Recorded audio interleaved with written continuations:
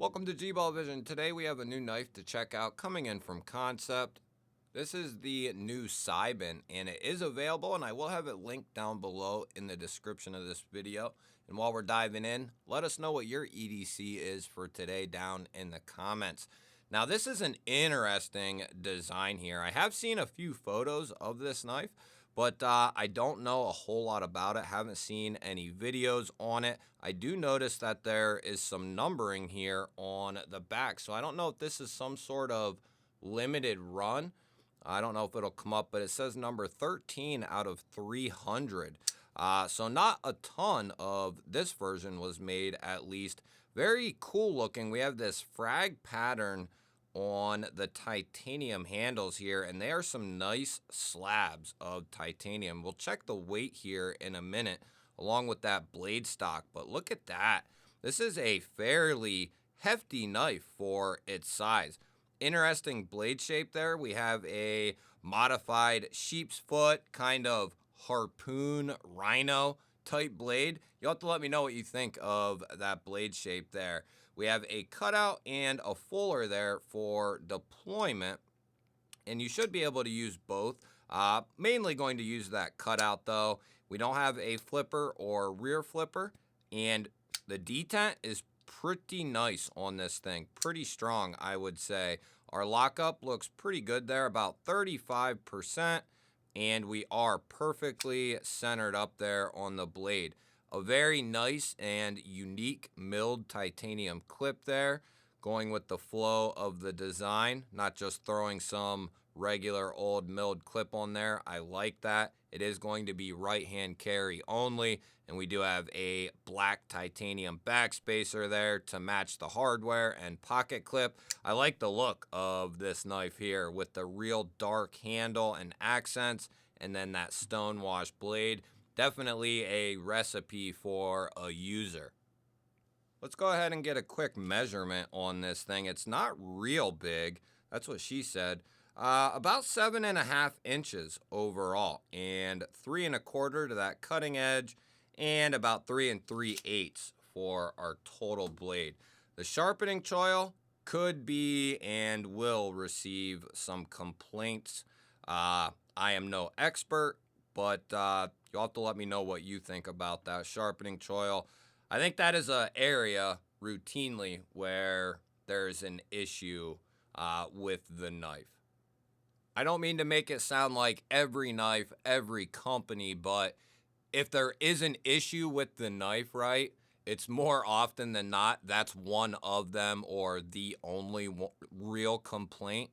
Let's throw a couple of comparisons up here with the drop bear up top and the raccoon down on the bottom. You'll see this kind of flows right in between both of them, a little bit closer to the raccoon. And then we have the full-size Militaw up top and the full-size bug out down here on the bottom. And it's not a whole lot larger than the bug out in its length. Going to be a little bit smaller than the Militaw. Let's see how that clip works in and out of that pocket and how it'll look. Kind of a ideal pocket anyway.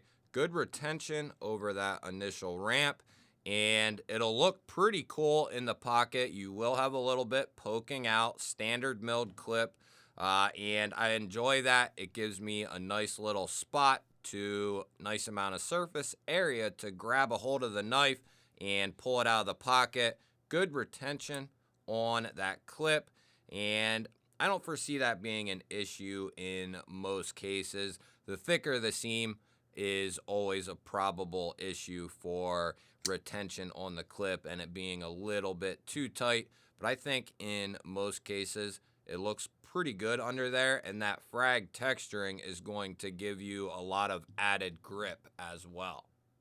If you're new to the channel here or you're not subscribed to the channel and you enjoy this type of content, make sure you subscribe. I release daily videos just like this, and I'd love to have you here.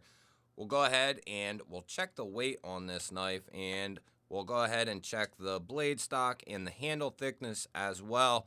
That is something that's been requested by several of you guys out there, and I want to be as accommodating as possible.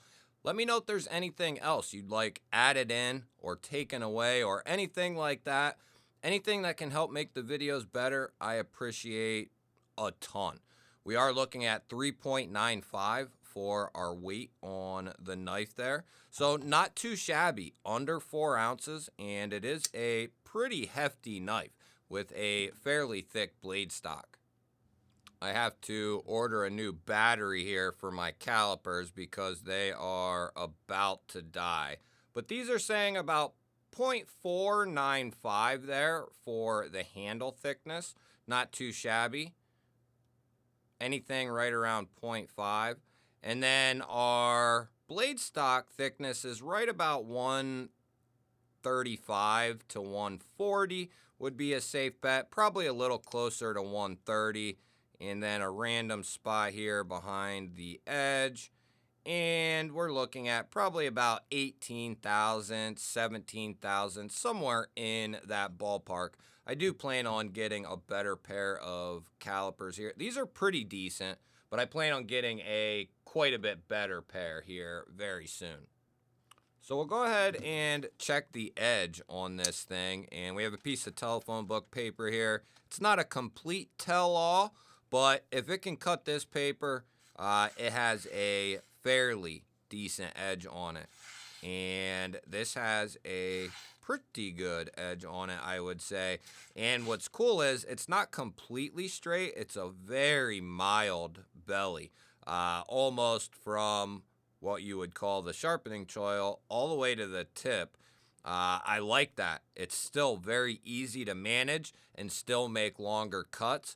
And I love how this flares out into that tip because that is ultra useful for detailed type cuts. One of my favorite grips is the index grip, or that's what I call it. And it just gives you a ton of control over the blade, over the tip. One of my favorite grips of all time. Speaking of the tip, that is also nice and pokey, nice and sharp. That's got a great edge on it. They usually come with a good edge to a great edge, but this has a very nice edge on it.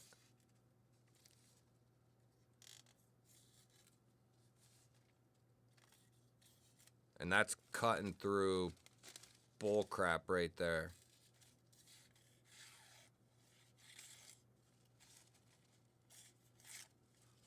Yeah, that's got a nice edge on it. It's fairly thick up at the top, but it comes down. The blade stock's pretty thick, but it comes down not too bad at 17, 18 thousandths.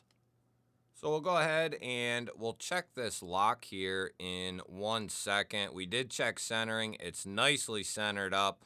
I don't feel any detent lash with this. It's got a nice detent on it. And as far as any pivot lashing, there's no movement inside there. It is nice and secure. We will check our lockup here. I'd say about 30% or so, which is not bad at all. We don't have a coated blade, and it looks like everything's good to go there. We should have a raw contact on there.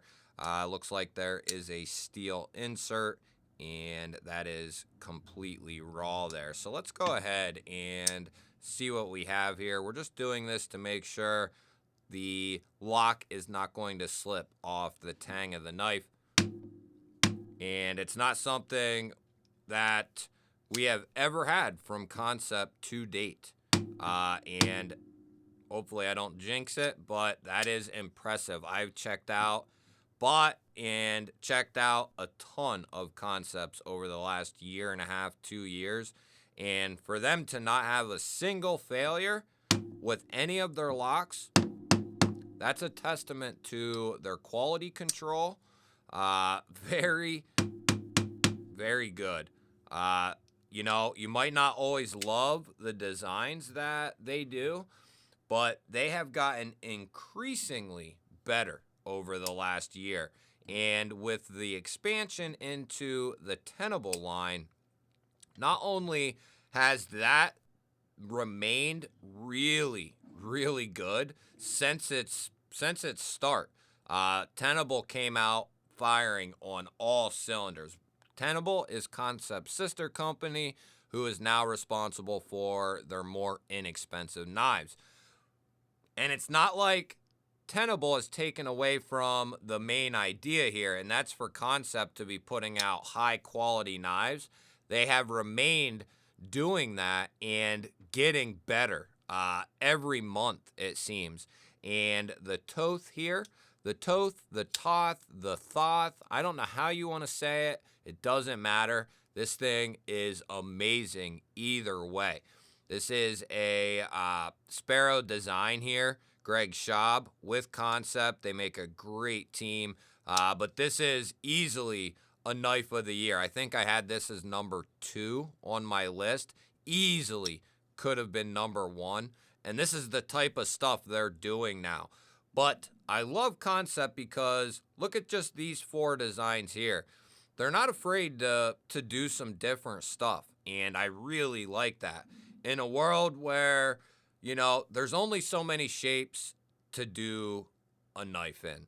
And to have unique looking stuff the way that they do, and also do it very well at this point, it's something I really appreciate because, you know, there's not a ton of companies that are willing to step outside the box and do a ton of different things.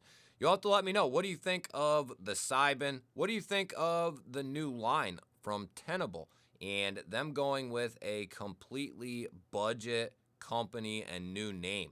I think it's really cool what they're doing. Very impressed with what they're doing as well. Don't forget to hit that thumbs up button, and I'm going to throw up a couple of videos that YouTube is recommending for you. Go check one of them out. Have an awesome day. I'll catch you on the next one.